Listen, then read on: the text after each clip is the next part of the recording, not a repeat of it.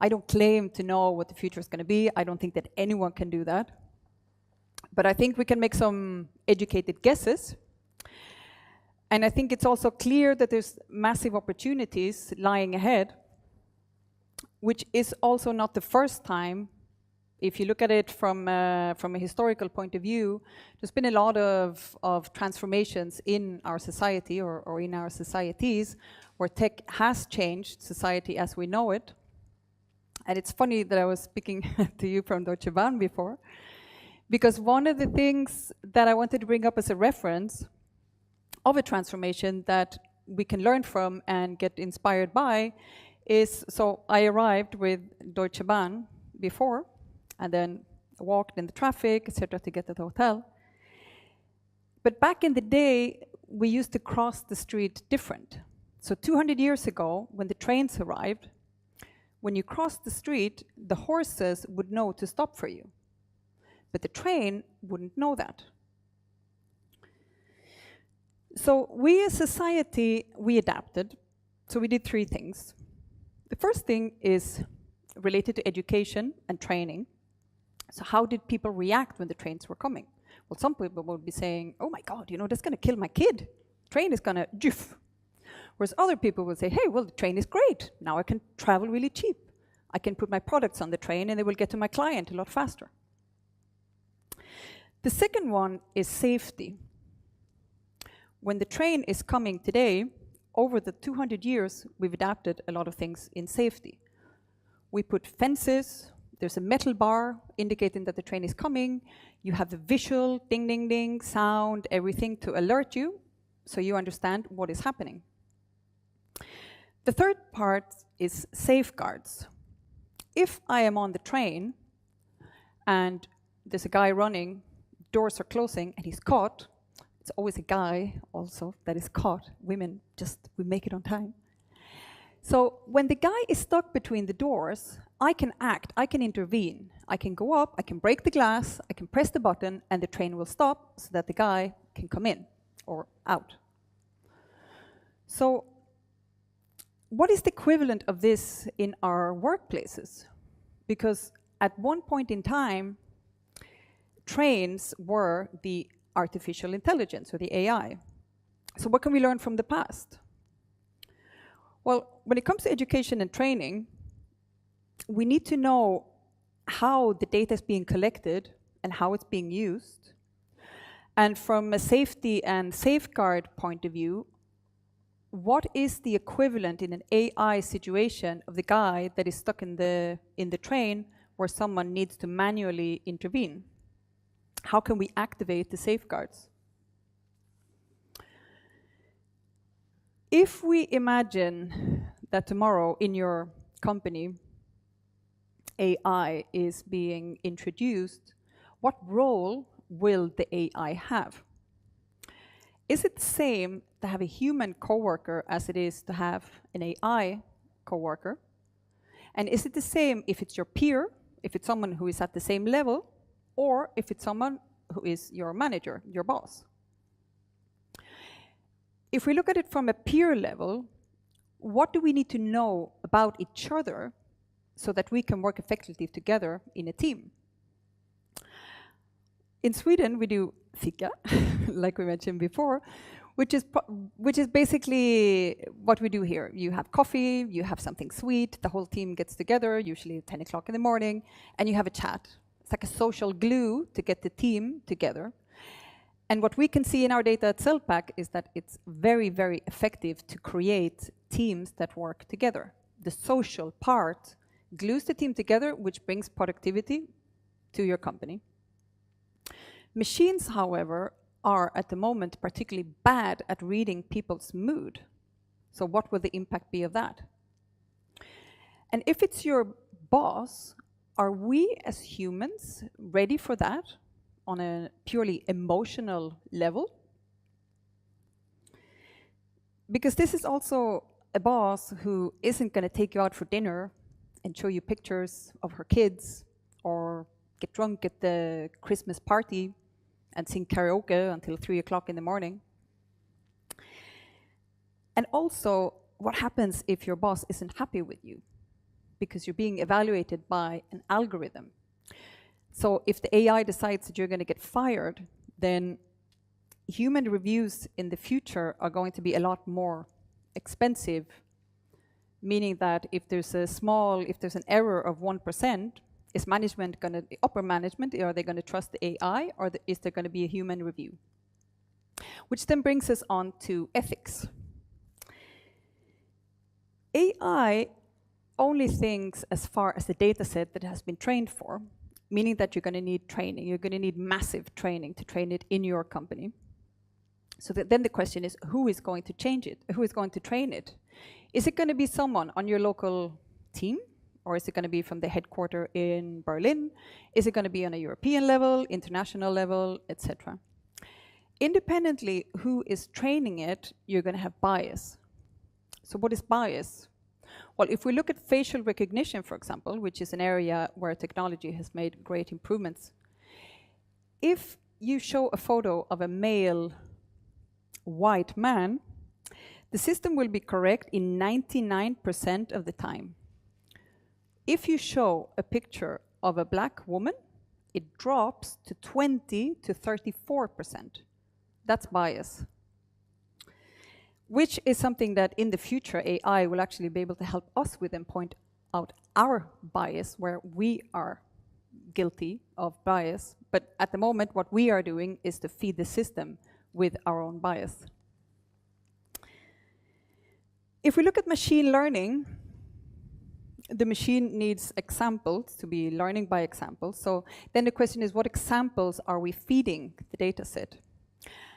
And as a colleague in my team, do I need to know how it was programmed or who programmed it to really understand what makes the AI tick?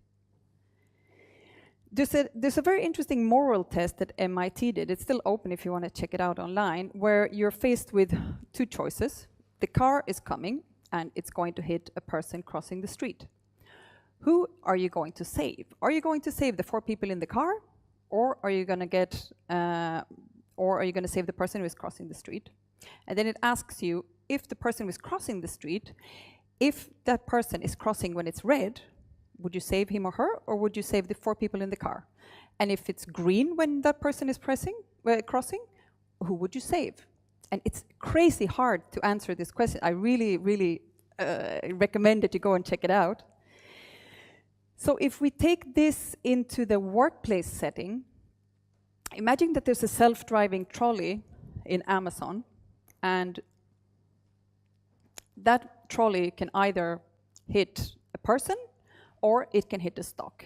An accident is going to happen. The algorithm has been planned for this scenario. So it has to choose. Does it hit the person, or does it hit the stock of goods that will make it come down?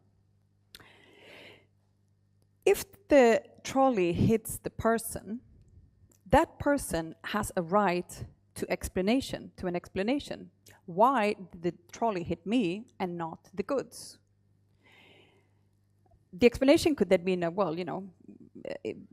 their brand new technology, it would have cost us €1 million if we had hit the stock. That's why we hit you instead. Which then also begs the question, what is the safeguard in these situations? The explanations, when we get an explanation to why decisions were taken, that creates transparency, and transparency creates trust, which is also something we see very clearly in our data. We also see that tech can be good for a company, but perhaps not always good for the employee. So if we continue with the example of Amazon, for example, if the algorithm is set to say that, okay, if the goods that we're going to be damaging is more than €5,000, then we're just going to hit the person. How does that make me feel in my team, knowing that, okay, well, I'm worth 5,000 if there's an accident? Which you can also prevent by having the transparency of highlighting when the trolley is coming, what are the areas that it's taken into consideration as it's moving along in the aisles of the warehouse. And once you have trust in your company, then you can let the AI make its own decisions, and then you will know when or if you need to intervene. From an ethics, human rights point of view, if the AI can listen, what conversations can the AI possibly be picking up in the workplace? Because there could be some very sensitive information that you or someone else in the team are sharing that will be heard and will be going into the algorithms and into the system. Which means that we have to also look at law and regulations. So what are the human rights in our future workplaces? Looking at the roles that AI should have, it's pretty clear that with AI, we're going to become more productive, more efficient, we're going to get the right information at the right time, which also allows us as humans to do what us humans do best. And the question I wanted to ask as well is, to what point do we get to decide the role that AI has in our company? Is it entering through the main door, where we have a proper onboarding, everyone's on board, everyone understands, or is it softly hidden, kind of sneaking in through the back door? Let me give you an example. If you're in a big company and every week you receive an email saying, of your 100 people in your team, these are the top people who are most likely to succeed in our company. Every week you get that list and you revise it.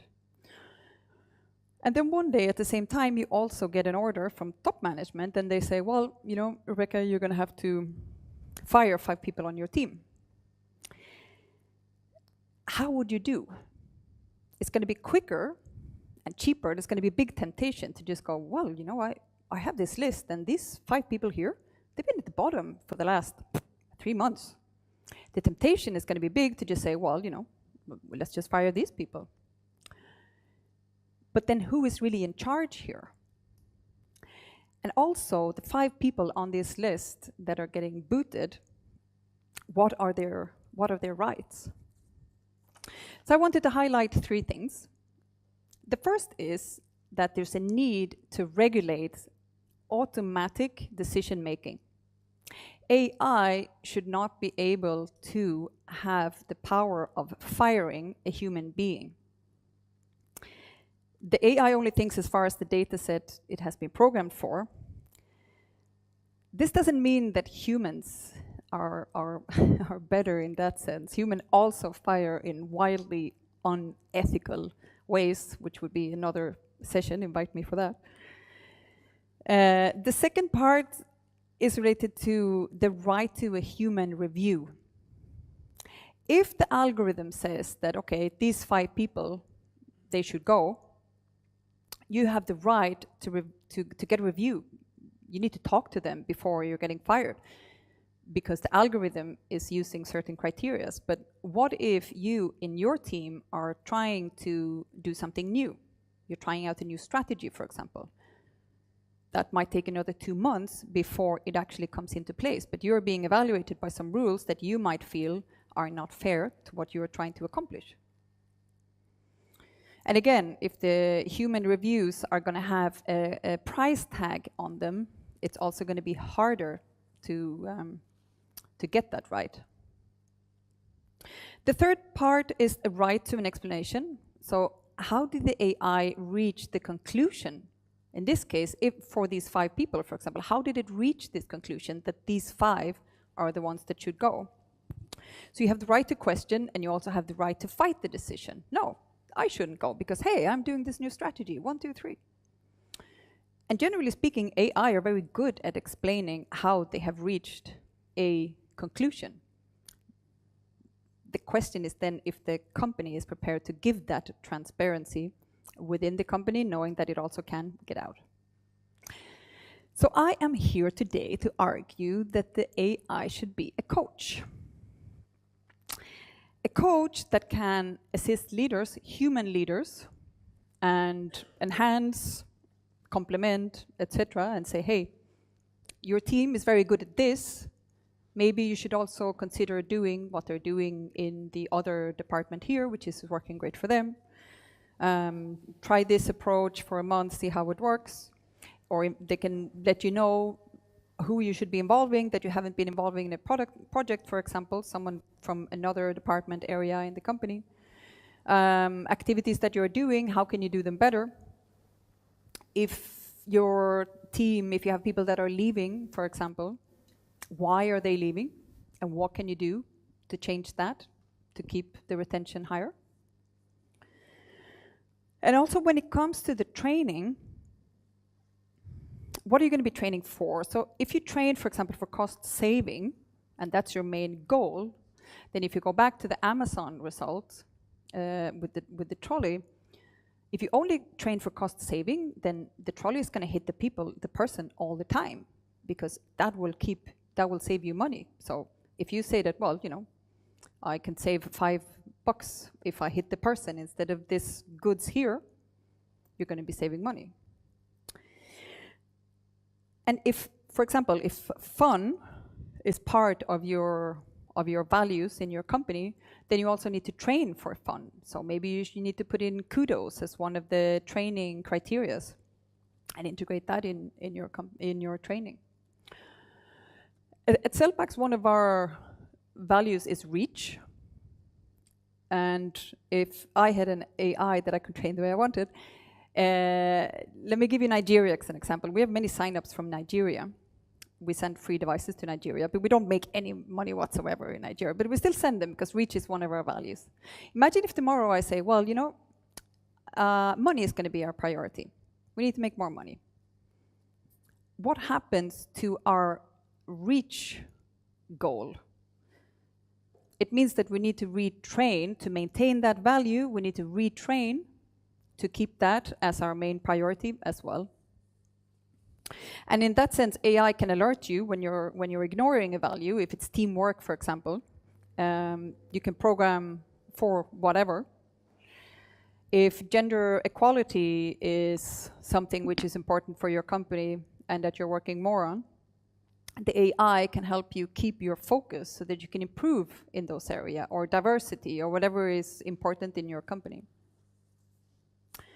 So if we go back to the trains, today there's not a big road where there are no barriers, etc., for trains. It's been highly regulated and it's working really, really well. It's safe. Having said that, a friend of mine actually was hit by a train a couple of years ago because he was out jogging and the train was coming and he had his headphones on. And the train was coming, so he waited for the train to pass, and then he continued jogging, but he didn't realize that there were two tracks. There was another train coming from the other side, and it hit him. But he was fine. He actually did a marathon a year later. So trains are great. AI is great as well. So to sum up, it's clear that AI is coming. Parts of it is already here. It's also clear that there are lots of opportunities. And I believe we will be discussing a little bit now about your views, how you see it, both today, future, etc. So thank you very much. Thank you. Thank you.